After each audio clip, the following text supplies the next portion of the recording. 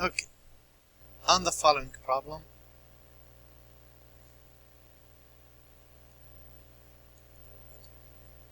find the area of the largest trapezoid that can be inscribed in a circle of radius 1. The radius on this circle is a 1. So that's a 1 right there. You know what? Let's go this way.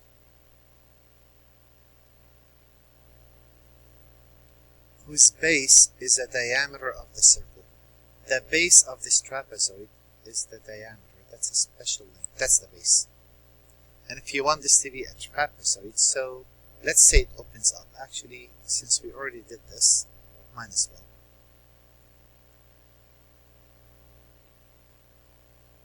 Let's say the trapezoid looks like this. Okay, and you could ignore that. That's the trapezoid. Now I know that this distance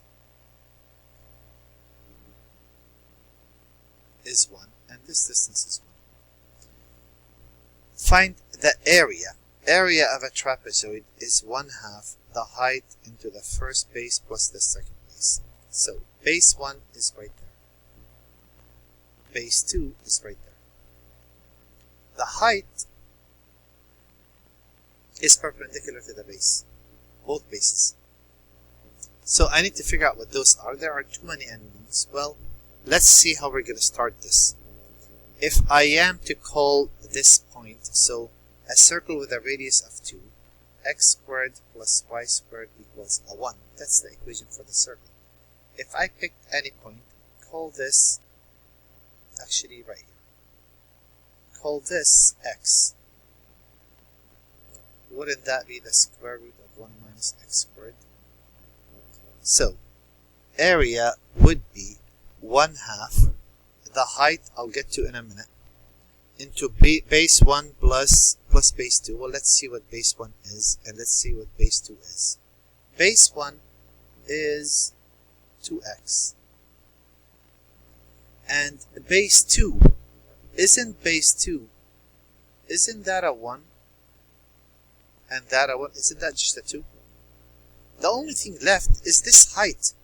I need to really worry about how to find that height. Well, let me see how this plays. If I really look at this, and I'm looking at this height, isn't that actually, this y value, isn't that actually the square root of 1 minus x squared? And I could factor a 2 out of those, and those cancel out. So I got the area to be the square root of 1 minus x squared into x plus 1. There it is. Now what I have to do, well, we all know what to do. We're going to take a derivative of that. There is a trick, but I'll show you that after I'm done with this problem. Derivative of the first is 1 over twice the square root of 1 minus x squared times negative 2x. Derivative of the first times the second, plus the first times derivative of the second.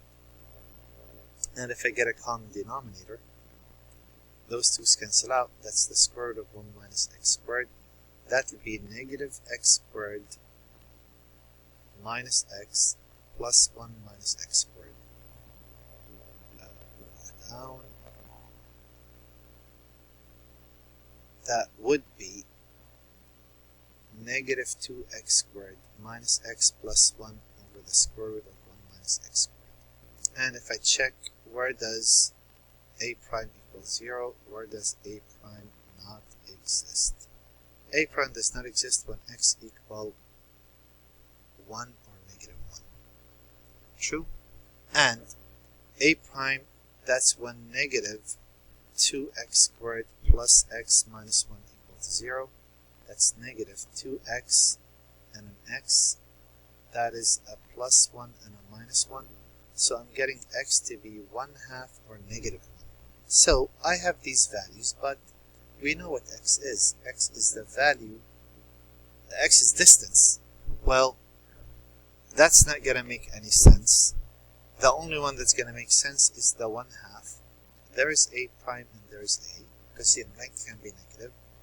If I pick a point to the left, let's say 0.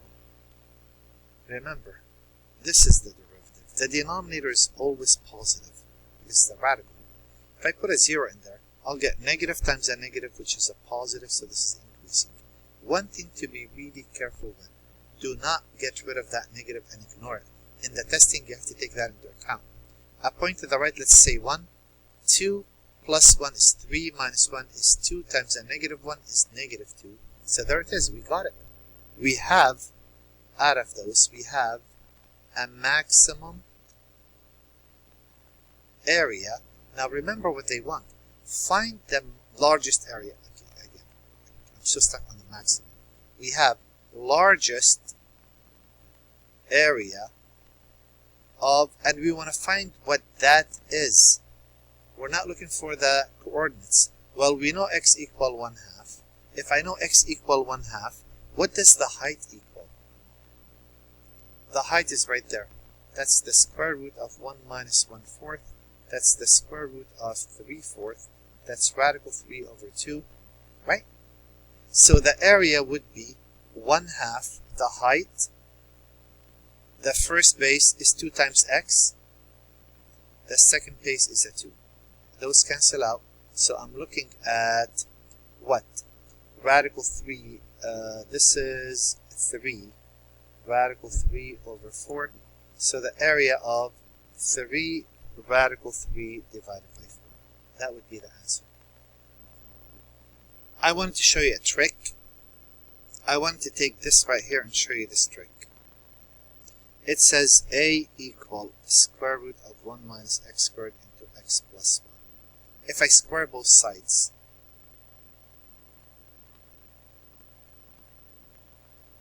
right? And if I take a derivative, wouldn't you take the derivative of the product rule?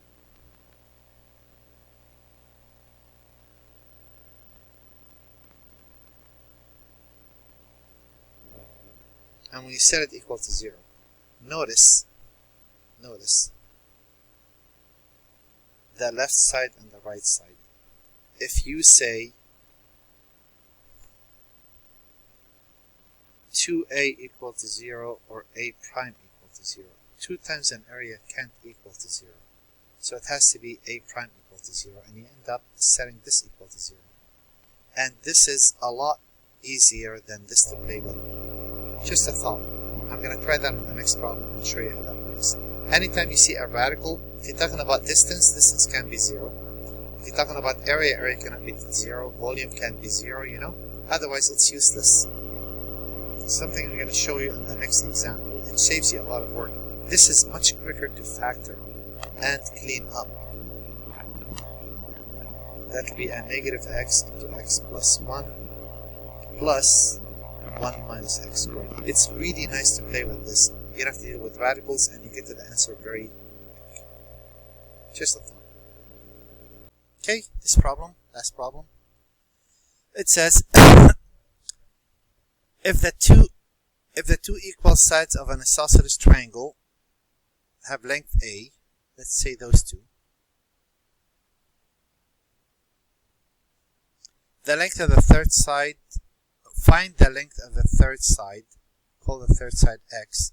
That'll maximize the area. You want to find the maximum of the area of this triangle. Well, let's make sure we recall. If this is the height, area is 1/2 the base times the height. Well, if this is an isosceles triangle, then this angle and that angle are the same. Not only that, this is 90 degrees. That makes this angle and that angle the same. So those are equal, which means this is x over 2 and this is x over 2. So if I take this triangle, in which this is x over 2, this is h, this is a, I would say a squared equal h squared plus x squared over 4. And a squared minus x squared over 4 equal h squared, or h equal the square root of a squared minus x squared over 4. So I could say this is 1/2 x times the square root of a squared minus x squared over 4. If I use this trick, if I say, you know what, instead of taking a derivative, this is 1/4 x squared into a squared minus x squared over 4. And now if I say take a derivative, twice a prime will equal, by the way, this is x squared a squared over 4 minus x to the 4th over 16. So this would be 2x a squared over 4 minus 4x cubed over 16. And here I could say, well, look, if I set this equal to 0, that means either 2a equals 0, which is not possible, or a prime equals 0, which means literally what I have. If I factor, so this is x a squared over 2 minus x cubed over 4 equal to 0. So 2x a squared minus x cubed equal to 0. Factor an x out. 2a squared minus x squared equal to 0. X equals 0. That doesn't make sense. Not make it at all. Or x equal the square root of 2a. So if I test the square root of 2a, and there is my a prime, and there's my a point to the left, I could take half of that. That's a good trick. If I plug that in there, that's positive. If I plug it in there, I'm looking at twice a squared minus, if I square this, that would be 2a over 4 squared. So that'll be 3/2 a squared. That's positive. And if I pick a point to the right, say twice whatever that is, and plug it in there, I'll be looking at, this is positive again, and that'll be twice a squared minus, if I square this, that'll be 4 times 2a squared. That would be 2a squared minus 8a squared, which is negative 6a squared, which is negative. So the maximum occur, maximum area, when, and they said, find the length of the third side when x equal the square root of 2 times that a. If you took trig, you should know what that means. And there's the homework.